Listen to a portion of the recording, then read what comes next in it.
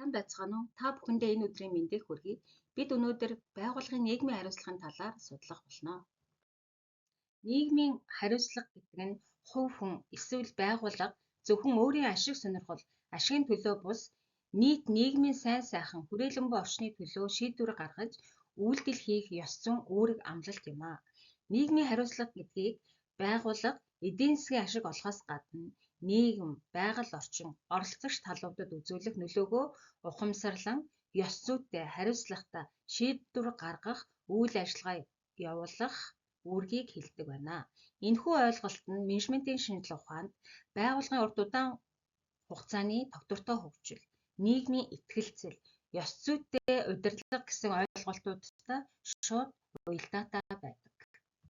Байгууллага нийгмийн хариуцлагатай эсгэд хэрэглэгчид хамгийн бодиттой үнэлгээ өгдөг. Хэрэглэгчид аюулгүй бүтээгдэхүүн үйлчилгээг хэрэглэх, бүтээгдэхүүн үйлчилгээний тухай бүх холбогдох мэдээллийг авах, бүтээгдэхүүн үйлчилгээний талаар санал гаргах, гомдол мэдүүлэх, юу сонгож, юу хэрэглэхээ өөрөө шийдвэрлэх эрхтэй байдаг.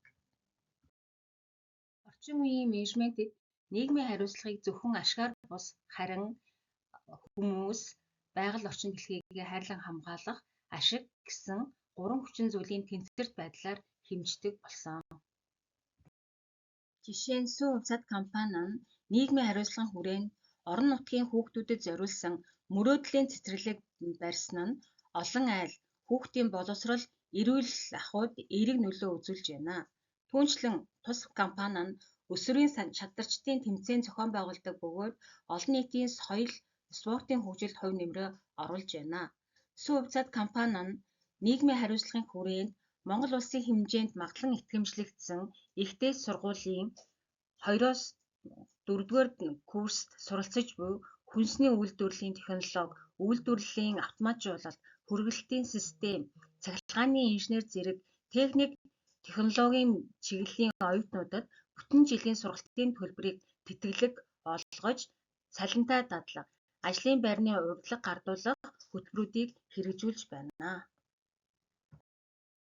Голомт банк нь нийгмийн хариуцлагын хүрээнд оюутан суралцагчдад жил бүр сургалтын төлбөрийн тэтгэлэг олгодог.